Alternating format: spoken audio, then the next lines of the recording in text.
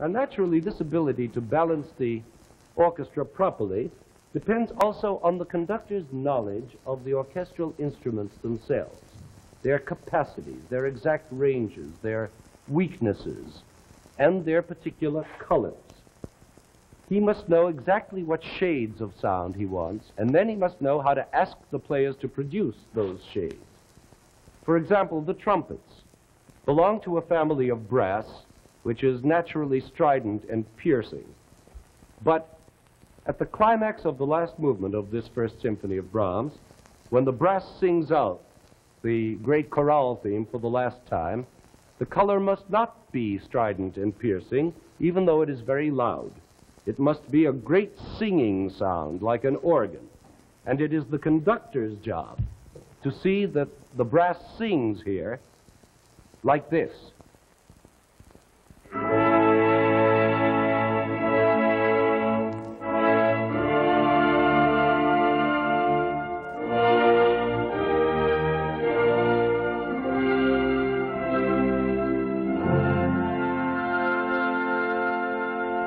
If he doesn't, it could easily sound like this.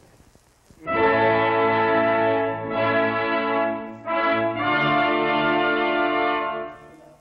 you. That would not be Brahms or German or Viennese music. In the same way, the conductor must be able to ask the strings to play in ways contrary to their nature. For example, to play percussively, like this.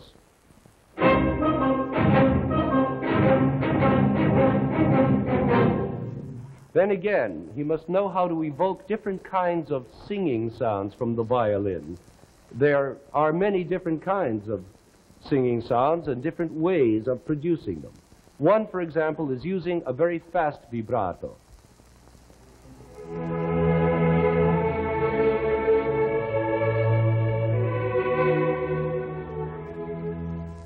Now, he might try using no vibrato at all.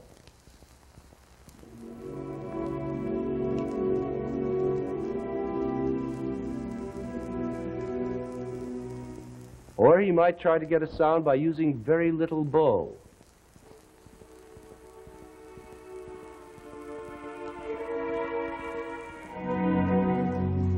Or using a lot of bow.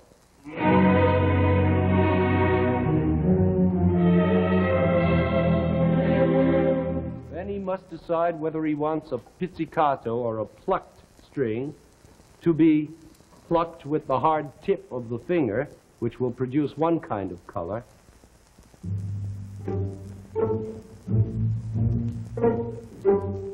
or whether he wants to produce a whole different color by using the soft, fleshy part of the finger. It would then sound like this.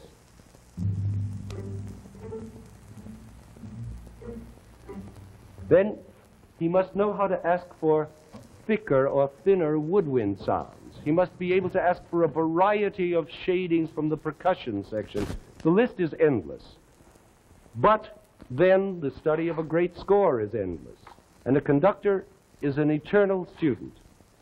Toscanini, today in his 80s, still studies just as hard before conducting a performance of the Eroica for the 500th time as he did when he first began his career. And he also gets just as nervous before he takes the stage as he always did.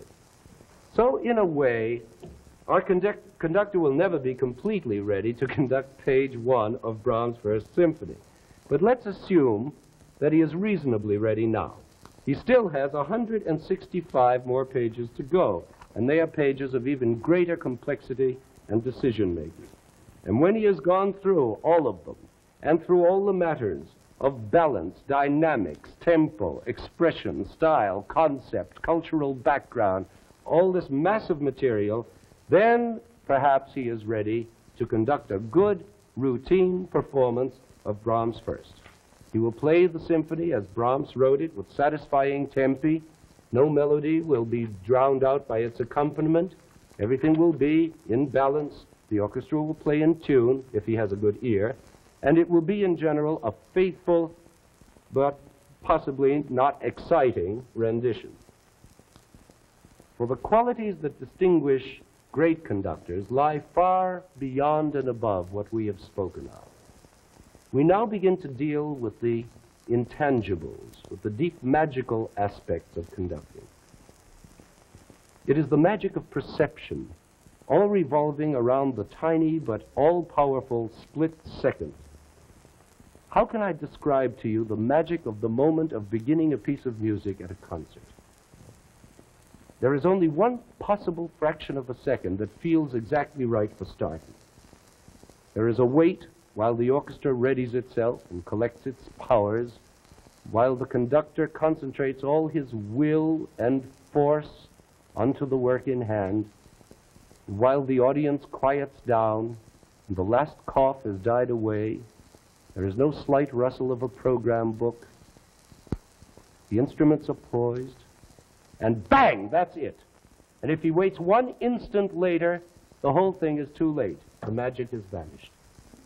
This psychological timing, as it really ought to be called, is in constant play throughout the performance of music, which means that a great conductor is one who has a great sensitivity to the flow of time, who makes one note move to the next in exactly the right way and at exactly the right instant.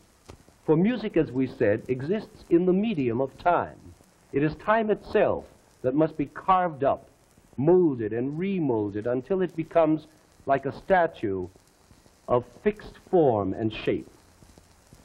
But a symphony, after all, is not a statue, which can be viewed all at once or bit by bit at leisure in one's own chosen time. In music, we are trapped in time. Each note is gone as soon as it is sounded, and it can never be recontemplated or heard again in that particular instant of rightness. It is always too late for a second look. So the conductor is a kind of sculptor whose element is time instead of marble. And in sculpting it, he must have a superior sense of proportion and relationship. He must judge the largest rhythms of the work, the whole phraseology of a piece. He must conquer the form of a work, not in the sense of form as a mold, but form in its deepest meanings, where the music relaxes, where it begins to accumulate tensions, where the greatest tension is reached, where it must relax again to gather up strength for the next lap, and then where it unloads that strength. These are the intangibles of conducting, the mysteries that no conductor can learn or acquire. And even after he has penetrated these mysteries, he may be a great musician, but he is not necessarily a great conductor. Because to be a great conductor, he still has to have one more attribute in his personality, without which all the mechanics and knowledge and perception are useless. And that is the power to communicate all this to his orchestra, to communicate it through his arms and face and eyes and fingers and whatever vibrations may flow from him. In this way, he develops a kind of technique of gestures through which he, so to speak, talks to the orchestra. Of course, at a rehearsal, there must be a certain amount of real talk. Everything can't be told by means of gesture. But in the main, and especially at a concert where talk is no longer possible, he must communicate with his men by telegraphing ahead to them everything that is about to happen. Once the player is actually playing the note, it is too late. Everything has to be prepared. So the conductor is always 1 or 2 beats ahead of the orchestra in his mind. And it means that he is always hearing 2 things at once. He is hearing what the people are doing, what the orchestra is playing at any moment, and he is also hearing what they are about to play a moment later. So it's as though he is giving a constant series of upbeats, constantly preparing the music. If we are back again at the opening of Brahms' First, for example, we see that our conductor must show already in his silent upbeat the whole character of the music which is about to sound. If he thinks of this music as mainly weighty in character, he might give this kind of upbeat. And if he thinks of it as chiefly tense, he might give this kind of upbeat. It is exactly like breathing, whichever he does. A preparation is like an inhalation, and the music resulting is like an exhalation. You see, we all have to inhale in order to speak, for example. All verbal communication is exhaled. And it's exactly the same in music. We inhale on an upbeat and breathe out a phrase of music. Then inhale again and breathe out a second phrase.